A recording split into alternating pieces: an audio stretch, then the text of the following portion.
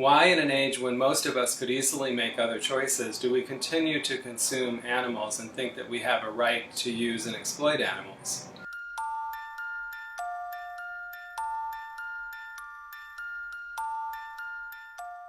In my book, I argue that the answer is twofold. The first part is that the beliefs of consuming animals remain largely unexamined and therefore unchallenged.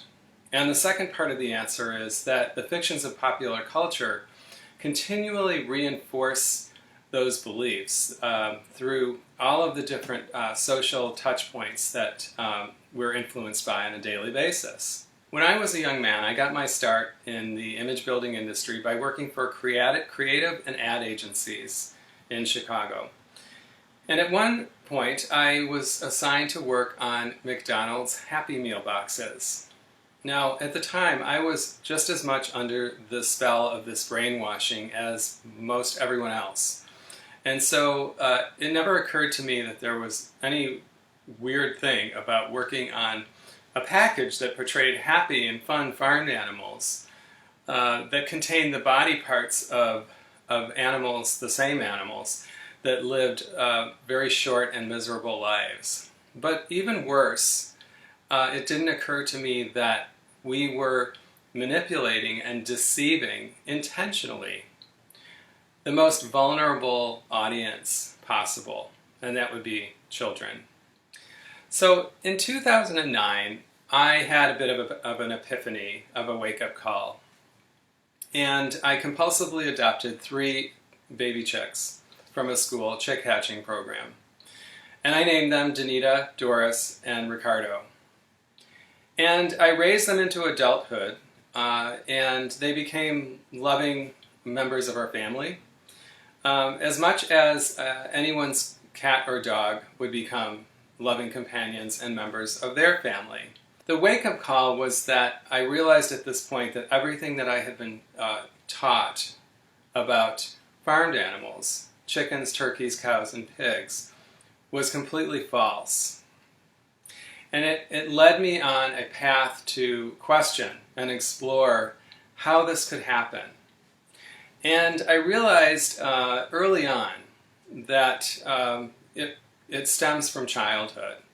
Stewart and Cole, 2 researchers who have researched the socialization process of how children are separated from food animals, they describe this process as a kind of rite of passage into adulthood. Let's just take a hypothetical scenario. We're children again, we are taken to the petting zoo and there's farmed animals there, and the adults tell us exactly how to interact with these animals. And very strict guidelines as far as how to respect and treat them with kindness.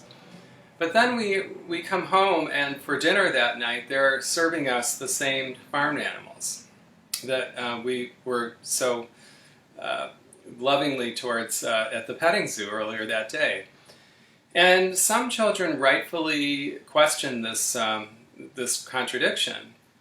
And the message from the adult world is basically to shut down critical thinking on this issue, to basically to tell the child not to care. So the responses are something like, don't worry about it. This is the way things are. This is what they're here for. It's part of the natural cycle. When you grow up, you'll see this is all normal, and all of this.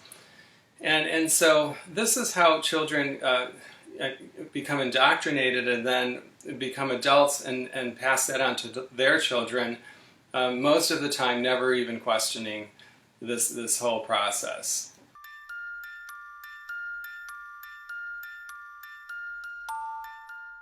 According to a recent study, most of the animals that we exploit, upwards of 99% and more, are farmed animals, while 1% or less are all of the other animals that we exploit for some other purpose, like animal testing and hunting, in forms of entertainment like circuses and zoos, in entertainment and education, like chick hatching programs, and petting zoos, things like that, and then clothing and fashion and accessories.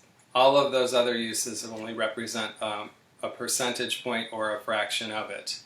So as I'm going through this learning process, the question that I keep grappling with is, how is it possible that this conditioning can work so well on so many of us and for so long? And I think, in a word, the answer is propaganda. A form of control, not a physical form of control, not physical force, but control of the public mind. And that's the subject that I would like to save for the next video, in which I will go into a little bit more about the sources and origins of propaganda and how it's being used today to manipulate and shape our food choices. So I hope you'll stay tuned for the next video, and thank you so much for watching.